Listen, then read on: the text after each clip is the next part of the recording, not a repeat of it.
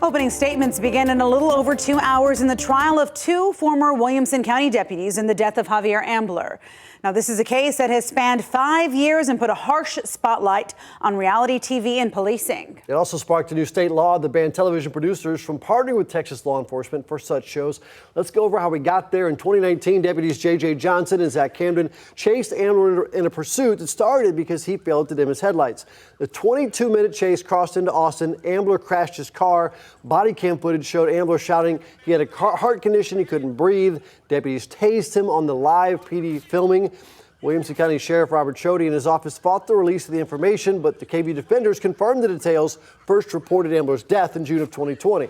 A grand jury in Austin indicted Johnson and Camden on manslaughter charges. They face up to 20 years behind bars if convicted. The trial is expected to last at least 2 weeks. Judge Karen Sage seated a jury last week after prosecutors unsuccessfully challenged the jury because it has no black members. So here to break down this case is senior reporter Tony Blahetsky, who has been following this since day one. So Tony, what arguments are both sides planning to present today? We anticipate that the prosecutors will paint this whole case as something that should not have happened. And according to prosecutors, those deputies chose to chase Javier Ambler to make more dramatic television, that this was a quest for ratings and that they wanted to be TV stars.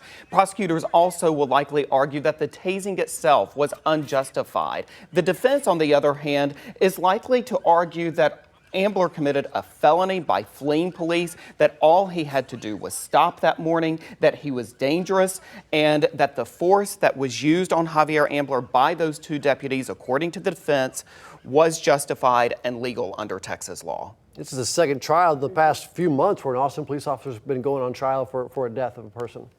Keep in mind that the trial that we saw last fall of Officer Christopher Taylor was a murder charge. This case is different in that the charges those deputies are facing are manslaughter, which carries a much less burden. But keep in mind that across the state of Texas and really across the nation, convictions of police officers are rare. All this gets underway today in the courtroom. We'll be there at what time again? 9 a.m. I'm headed that way. Okay. Thanks for watching, everybody. Have a great day.